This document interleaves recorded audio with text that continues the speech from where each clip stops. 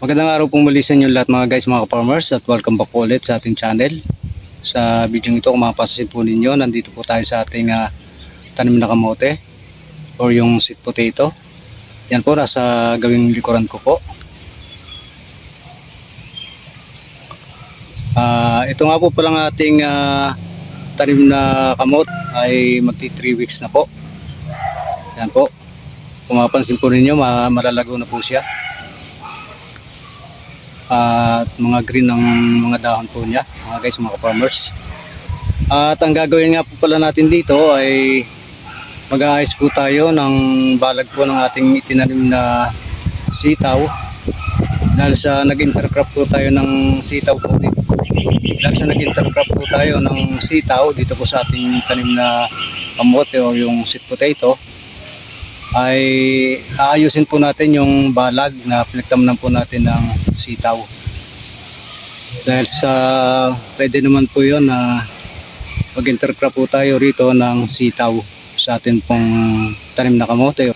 Yan po, hindi naman po yan makakaabala sa atin pong tanim na kamote. Dahil sa ang atin pong tanim na sitaw ay sa taas po siya kakabag. At ang atin naman pong sweet potato o yung ating kamote ay gagapang lang po sa baba or sa lupa.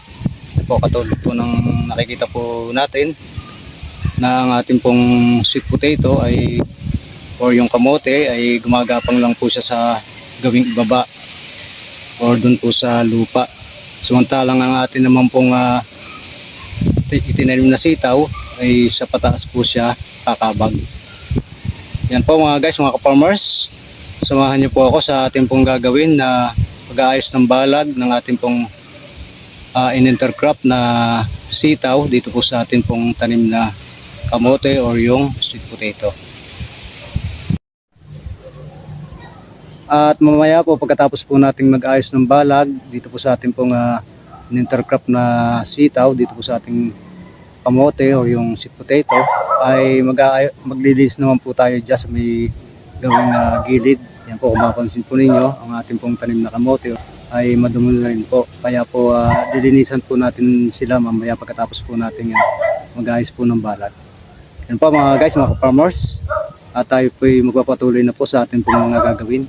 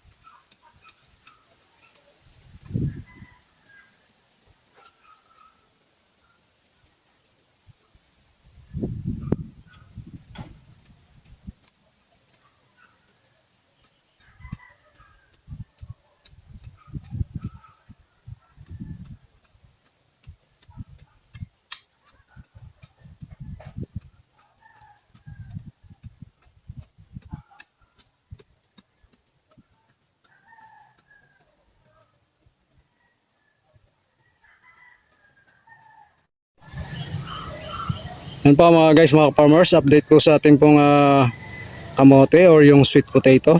Magti 3 months old na po ito. Yan po.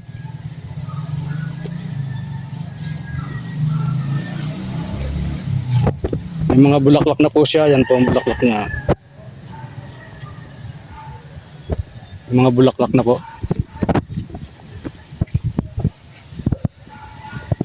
Yan.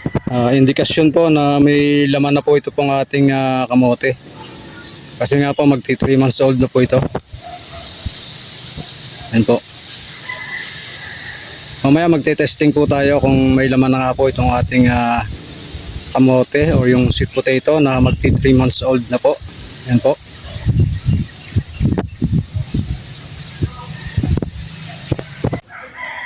Kanina po diyan po tayo naglilinis at nag-aayos ng mga poste ng ating pong in-intercrop na sitaw dito po sa ating bagong tanim na kamote. Hindi pa nga po tayo nakatapos ng paglilinis mga guys, mga farmers. Dahil sa medyo hapon na rin po ngayon. Bukas na lang po natin itutuloy yung hindi po natin natapos yung sa may bandang dulo po na yon. At ito po naman yung ating magti 3 months old na kamote or yung sweet potato. Ayan po. Nasabi ko nga po kanina ay maaaring may laman na nga po ito dahil sa magti 3 months old na nga po. Ayan po. Kung mapapansin po nyo, magaganda po siya at mga green na green ang dahon po niya. Ayan po.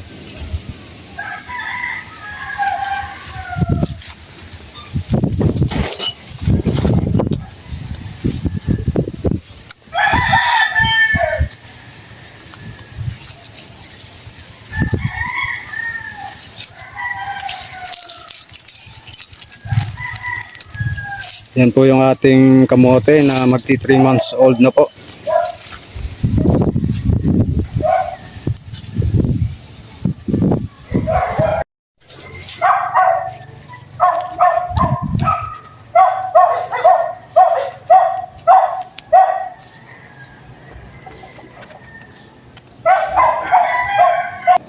Tingnan po natin mga guys, mga farmers, kung may lamangan na nga po itong ating kamote na magti 3 months old na po.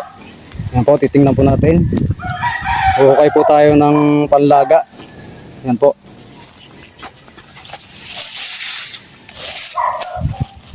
Testingin po natin kung may laman na nga po. Ayan, may laman na nga po pala. Mga guys, mga ka-farmers. Yan po. Okay po tayo ng mailaga po natin. Pero hindi pa po natin tutuluyang huhukayin. Kasi nga po, tetestingin lang po natin kung may laman na nga po. Yan nga po, may laman na nga po mga guys, mga farmers. Yan po, ang laman po niya.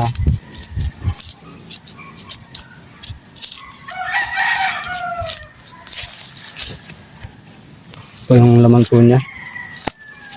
Yan po, may laman na nga po pero maliliit pa po. Yan po.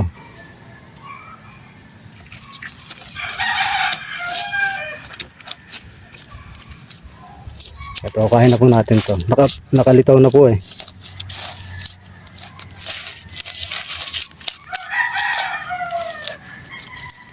Yan po.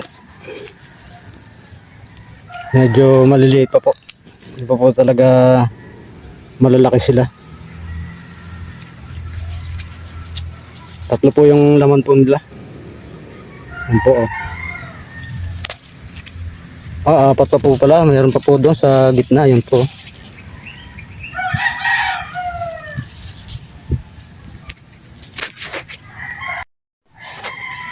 Yan po. Tatlo po yung nakukay natin dito po sa isang puno po na ito. May isa pa po na iniwan po tayo. Testing pa po tayo rito sa may bandang gitna. Yan po.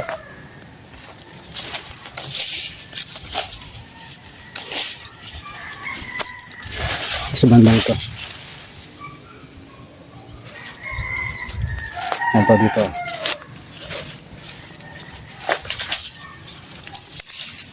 Yan po, yung laman po niya nakalitaw na po.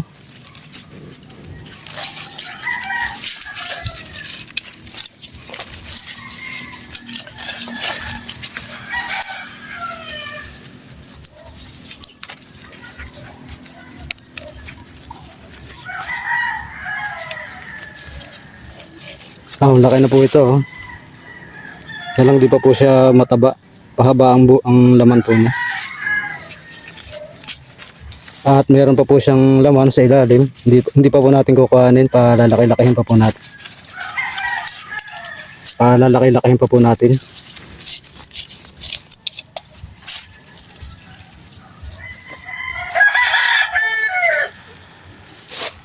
So, tingnan po natin dito.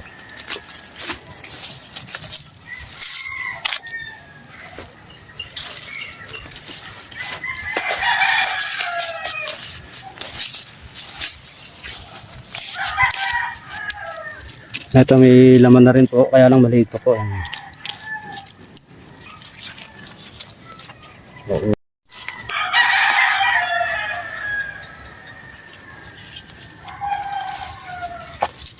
Ito may laman na rin po. Nakaditaw na. Yan po.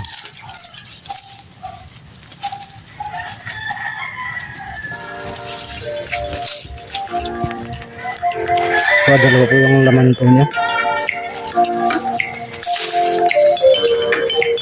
Kuhanin na po natin itong isang medyo malaki. Ito. 3 months old pa lang po ito mga guys, mga farmers. Pero may malalaki na po yung laman niya. Ito.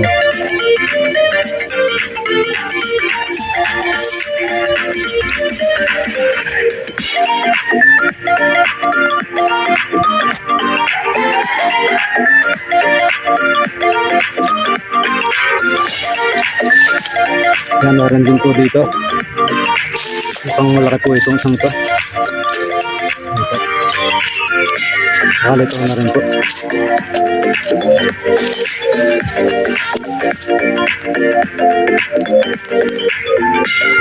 Yan po.